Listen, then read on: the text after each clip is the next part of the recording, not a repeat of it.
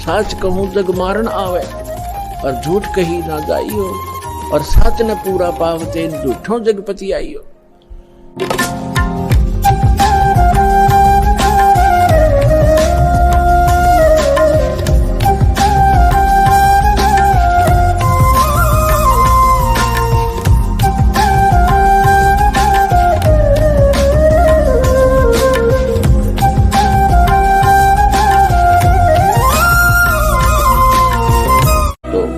बातें ज्ञान सुनकर सभी बूढ़े बुजुर्गों ने कहा अपने बच्चों से कि बच्चों, बेटा, विशेषकर ये बढ़िया लोग इन ब्राह्मणों से ज्यादा प्रभावित रहे हैं। तो उन्होंने कहना सुना उनके बुजुर्गों ने कि बच्चों, हमने मरना तो है बेटा, और कहते हैं गुरुजी बता रहे हैं काशी में मृत्यु हो जाए तो स्वर्ग मिल जाएगा, हमारा उद्धार हो जाएगा। तो बच्चे भी सोचते हैं माता पिता का उद्धार होना चाहिए, तो वहां अपना कमरा लेकर बच्चों माता पिता के लिए वहां कोई नौकर नाकर छोड़ने लगे कि यहाँ विचार भी सुनते रहिए गुरुजियों के, और अंतिम समय है, आप यही प्राण त्याग दियो। तो उन पंडितों ने सोचा कि भाई यदि हम इनको अपने घर रख लें, प्रत्येक यजमान को एक एक गुरु 10-10, 5-5 हो जाएंगे, नाम रख लेंगे, तो सारा कुछ खर्चा भी हमें मिलेगा, वो पैसे भी मिलेंगे, किराया कुराया भी हमें मिल जाएगा। इस उद्देश्य से उन्होंने अपने क्षेत्र के सभी बुजुर्गों को अपने ही घर पर रखने का आदेश दे दिया कि हम रख लेंगे, यहाँ रह जाए, खाना खा लेंगे, हम भी खाएंगे, ये भी खा लेंगे। उनको पता था कि श्रद्धालु पैसे देंगे ही देंगे, तो उन्होंने अपने पिताजी के खर्चे के भी पैसे गुरुजी को देने शुरू कर दिए। इस लालच में उनने वो आफत मोल ले ली।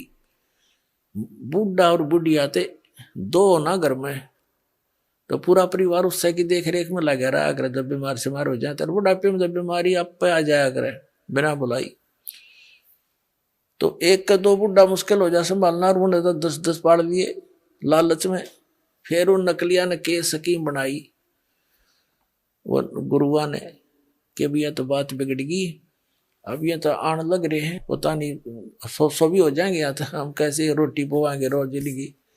तो उन्होंने क्या स्कीम बनाई, एक गंगा के किनारे काशी में एक ऐसा गुफासी बना ली ईंटों की ऐसे, और जमुना गंगा के कति किनारे पे पक्का घाट सा बना के, और उसके ऊपरले सिरे में जैसे नु बना दी, उसमें ऐसे क्रोध छुपा दिया ऊपर, और दूर से उसकी हैंडलिंग बना दी 100 फुट दूर बोझड़े बाजड़े में रस्सा बांध दिया ऊपर ऊपर, एक नीचे से पुलिस ही बना करके। तो सब उन्हें फिर एक अफवाह फैला दी कि जो शीघ्र स्वर्ग जाना चाहता है उसके लिए परमात्मा की तरफ से एक क्रोत आता है। क्रोत जैसे आपने देखा होगा लकड़ चीरन के आरी सी हुआ कर, लंबा, बहुत लंबा होता है, 2 तरफ से पकड़ के चलाते हैं उसको ऐसे ऐसे। वो क्रोत आता है, जो उससे गर्दन कटवा लेगा उसको शीघ्र मोक्ष प्राप्त हो जाए, स्वर्ग प्राप्ति हो जाएगी। अब बूढ़े क्योंकि ज्ञान सुन सुन के भगवान की आत्मा जाग तो जाती ही है कि मृत्यु तो होनी है, और फिर उनसे पूछा करते क्या पंडित जी गुरुजी कोई दर्द होता है क्या? नहीं नहीं, भगवान के क्रोध में दर्द कैसा, पता भी नहीं लगता है। तो उन्होंने सोची रही सी तो बात है कोई ना, भगवान का क्रोध है। तो अब क्या किया, उसकी फीस रख दी भाई 50 रुपए का हमने पुण्यदान करना पड़ेगा, यानी 10 रुपए का पुण्यदान करना पड़ेगा जब वो क्रोध आवेगा। तो सबकी 10-10 रुपए फिक्स रखती। हकीम कहती टकट कट जाएगी, थारा पीछा छूटेगा और पैसे भी मिल जाएंगे। इस उद्देश्य से उन्होंने क्रोध का वो हत्था जोड़ दिया, मानस काटने का, मनुष्य काटने का कसाई वाड़ा शुरू कर दिया। और श्रद्धालुओं वो भी स्वीकार कर दिया। कति इतनी जबरदस्त श्रद्धा बन गई। अब जिसका दर्द हो उसका आसपास तक रहने नहीं दे, वो दर्द होने का समय नहीं मिले, एकदम कड़क दे कर दे, जो कर कसाई बकरे का अटैक है वो बताते रहे आके मेरा दर्द होया कि ना होया। तो कहने का भाव ये है कि हमने वो भी स्वीकार कर लिया। तो यहां कहते हैं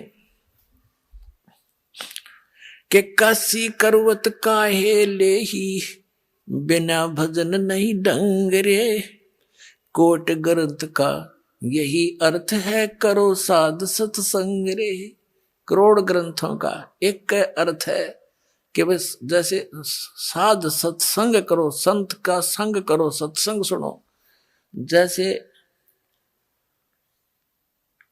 पवित्र श्रीमद् भगवत गीता अध्याय नंबर 4 के श्लोक नंबर 32 में कहा है कि सच्चिदानंद घन ब्रह्म ने, यानी परम अक्षर ब्रह्म ने, सत्य पुरुष ने अपने मुख कमल से कुछ ज्ञान बोला होता है। वो तत्व ज्ञान है, उसके अंदर परमात्मा के पाने की सभी धर्म कर्मों की विस्तार से व्याख्या होती है, वो तत्व ज्ञान है। चौथे अध्याय के 34वें श्लोक में कहा कि अर्जुन तू उस तत्व ज्ञान को तत्वदर्शी संतों के पास जाकर समझ, उनको दंडोत प्रणाम करने से, कपट छोड़कर नम्रता पूर्वक प्रश्न करने से वह तत्वदर्शी संत तुझे उस तत्व ज्ञान का उपदेश करेंगे। और यही यजुर्वेद अध्याय नंबर 40 के श्लोक नंबर 10 से लेकर 13 तक स्पष्ट किया है। विद्वान और अविद्वान किसे कहते हैं? एक भाषा को जान लेता है किसी विशेष को तो उसको तुम विद्वान कह देते हो, और जिसको अक्षर ज्ञान नहीं उसको तुम अविद्वान कहते हो। विद्वान और अविद्वान की परिभाषा भी वो तत्वदर्शी संत बताओगा। भगवान कैसा है? कोई तो उसको संभवात माने जन्म लेने वाला, कुछ असंभवात वो जन्म लेता ही नहीं, निराकार ऐसा मानते हैं। वो कैसा है ये ज्ञान भी तत्वदर्शी संत बताओगा, उसने पूछो सुनो। और यहां गरीबदास जी कह रहे हैं, वही प्रमाण दे रहे हैं, काशी करवत काहे लेही बिना भजन नहीं डंगरे। और कोटि ग्रंथ का यही अर्थ है, करो साध सत्संग रे। परम संत का संग करो।